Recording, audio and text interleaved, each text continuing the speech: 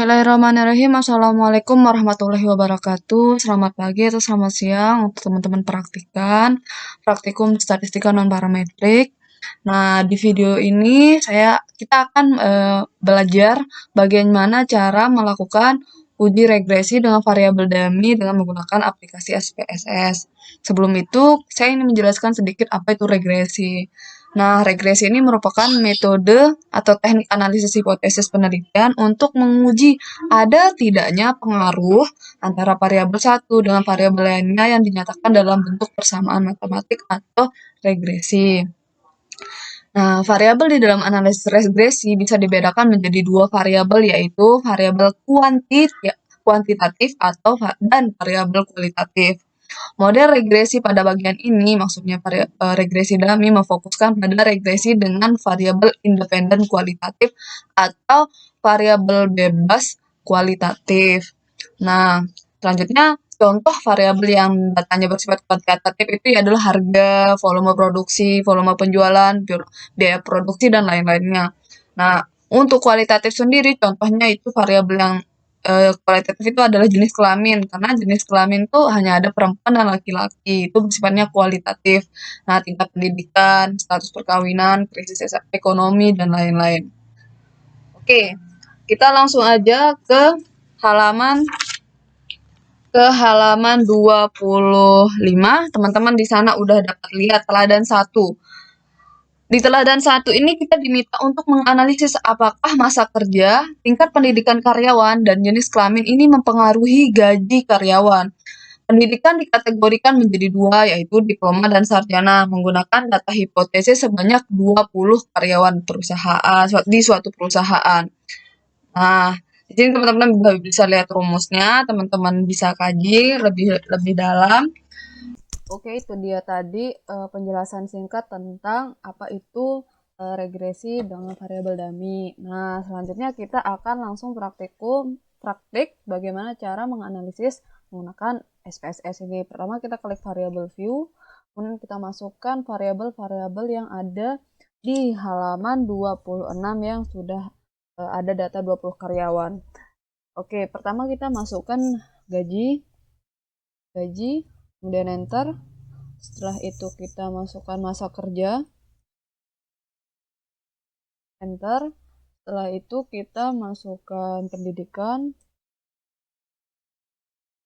enter, dan kelamin.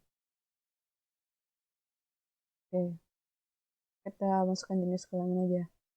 Masukkan jenis kelamin. Oke.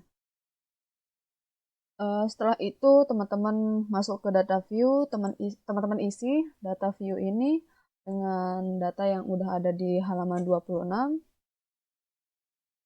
Nah, kalau teman-teman nggak mau di sini ada angka 0 di belakang koma, teman-teman bisa pastiin dengan angka 0, ini 0, dan desimalnya kita ganti jadi 0. Oke, seperti ini. Nah, akan kelihatan hasilnya seperti ini. Oke, selanjutnya setelah itu kita simpan dulu datanya. Ya, teman-teman simpan. Oke, save as. Teladan 1. Oke, simpan.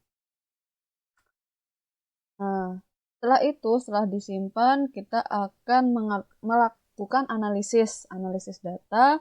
Ya, teman-teman klik analisis di sini, kemudian cari tulisan yang bernama regression. Nah, di sini ada regression. Kemudian teman-teman pilih linear. Nah, setelah pilih linear, klik linear. Oke. Nah, di sini teman-teman perlu perhatikan bahwa mana variabel dependen, mana variabel independen. Karena di sini gaji merupakan variabel yang dipengaruhi, maka kita masukkan gaji di variabel dependennya. Oke.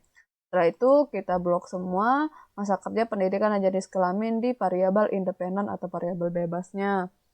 Oke, setelah itu teman-teman masukkan, teman-teman pilih OK. Oke. Nah, inilah output yang dihasilkan dari analisis SPSS untuk regresi dummy. Nah, teman-teman bisa lihat di sini ada variabel entered atau removed. Nah, di sini ada model summary-nya, ini adalah uji ANOVA-nya, di sini ada koefisiennya. Oke, ini adalah output yang dihasilkan dari analisis SPSS untuk variabel dummy.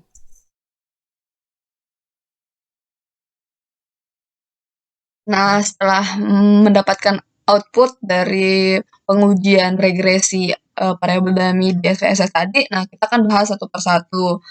Nah, pertama yaitu ada model summary. Nah, model summary ini menjelaskan bahwa di mana kita akan mengetahui nilai koefisien determinasi yang sebesar 0,97 ini, 0,917 ini memiliki arti bahwa regresi tersebut menunjukkan variasi masa kerja, tingkat pendidikan karyawan, dan jenis kelamin karyawan mampu menjelaskan variasi gaji karyawan sebesar 91,7% dan sisanya yang 9,3% dijelaskan oleh faktor lain. Artinya di sini uji regresi ini akan jelas gitu bagaimana dia berpengaruh nyata dan bagaimana tidak dia berpengaruh nyata.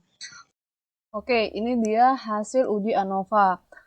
Diketahui nilai F dihitung yang sebesar 58,964 dan nilai F tabel pada alpha 5% atau 0,05 dengan DF 3,16 sebesar 3,24. Cara bisa dicari dalam F tabel.